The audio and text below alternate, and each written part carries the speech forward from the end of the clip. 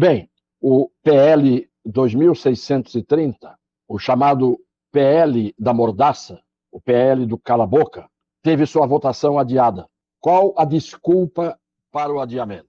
Ia haver a derrota dos censores, ia haver a derrota dos que são a favor da censura. E então, nessas horas, na política, os perdedores não passam recibo. Embora eles pensem que não passam recibo, todo mundo sabe que o adiamento se deu por não haver número de votos suficientes para aprovação desse monstrengo que é o projeto de lei 2630.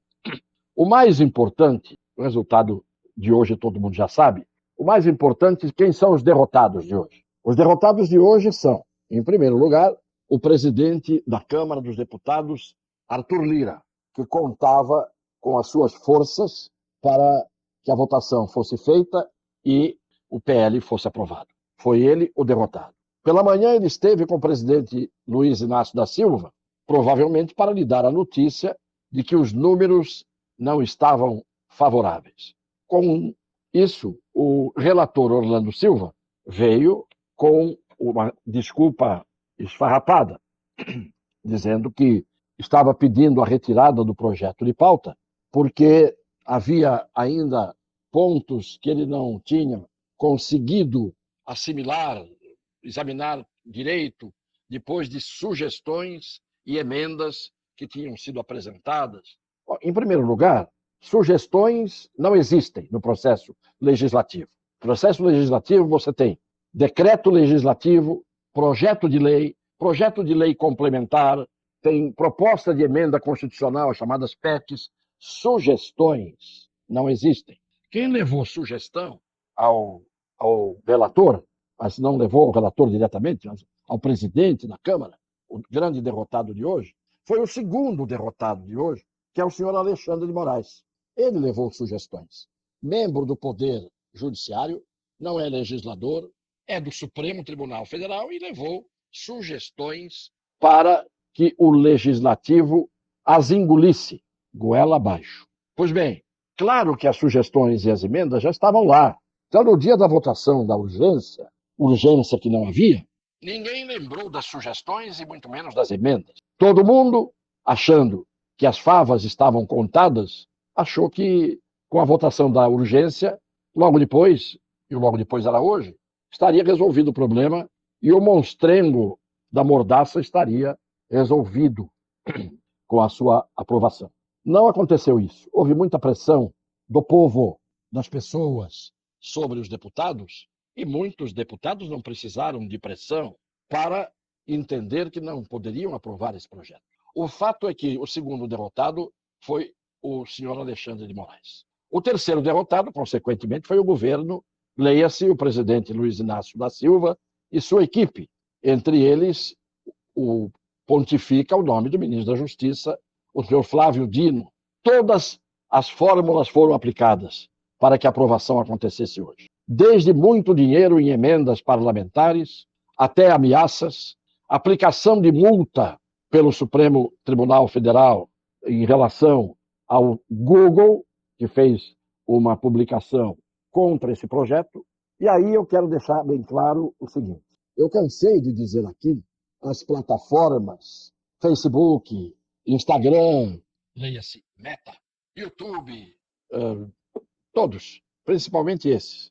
Eu disse, vocês vão sofrer na carne, logo, logo, o que vocês estão ajudando a fazer de mal. Hoje somos nós, os censurados, os calados, os sabotados.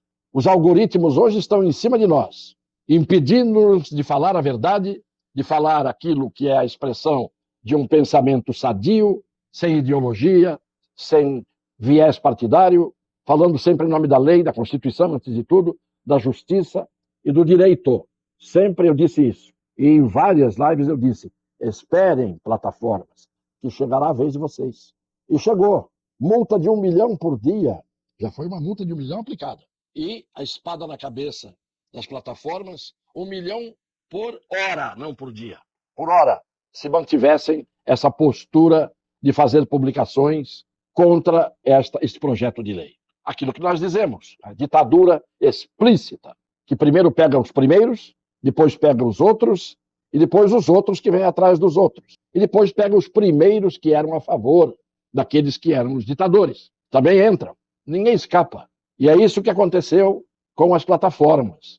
Receberam o troco daquilo que elas fizeram, porque as plataformas censuraram, as plataformas boicotaram, as plataformas tiraram de nós, os seus usuários, em desrespeito a nós, seus usuários, que fazemos lives, e a todos aqueles que nos assistem, nos ouvem, nos seguem, todos foram desrespeitados pelas plataformas. Mas agora as plataformas devem ter caído na real, porque já estava vingando a tirania da Rede Globo, dos meios de comunicação, que têm interesse em passar as plataformas para trás, e daqueles que, no exercício dos poderes, também estavam e estão a rasgar a Constituição, a passar por cima das leis, a aplicar multas, a decretar prisões. Ninguém vai escapar do seu destino. Aqui se faz, aqui se paga. Eu tenho dito isso. Pode dar uma volta aqui, uma reviravolta ali, anda para frente, anda para trás, o processo, mas num determinado momento todo mundo sai chamuscado, todo mundo sai queimado e todo mundo experimenta a tirania, porque a melhor maneira de todo mundo cair na armadilha da tirania é querê-la. A melhor maneira é defender a democracia da boca para fora, querendo que a democracia só exista para eles, os tiranos, que constroem uma democracia à la carte, para eles próprios. Então está aí. E eu quero dizer hoje que não pode voltar à pauta em regime de urgência esse projeto. Por quê? Porque o regime de urgência acabou hoje. Aceito o regime de urgência na semana passada, foi a votação hoje. Mas como não foi a votação concretamente, porque o próprio relator, mancomunado, evidentemente, com o presidente da Câmara, com o governo e com os interesses do senhor Alexandre de Moraes, todos acabaram para não terem a derrota no voto, terem que voltar atrás. E adiaram, retiraram de pauta. Só que a retirada de pauta é a revogação tácita, portanto, regimental, do regime de urgência. Os motivos de urgência que existiam, não existiam, mas fingiram que existiam. Os motivos fingiram que eles existiam. Para dar urgência, provadamente não existiam, porque o próprio relator hoje disse que não está maduro ainda para o voto, o plenário, e que ele quer que o plenário se unifique. Isso tudo para dar a desculpa de que está tirando de pauta porque iam perder. Ora, na hora em que o presidente da mesa da Câmara, presidente da Câmara, aceita, acata o pedido dos líderes e do próprio relator, com um motivo que é exatamente o oposto da urgência, acabou a urgência. E acabando a urgência, se quiserem novamente que apareça o regime de urgência, é preciso votar novamente o regime de urgência para o projeto e aí, em seguida, ele irá a plenário. Eu não acredito que isso aconteça, apesar de toda a dinheirama que está aí para ser derramada para os vendilhões da sua honra, os que retiram a sua assinatura depois de colocá-la. A gente sabe todo mundo quem é, mas os motivos de cada um tem o seu.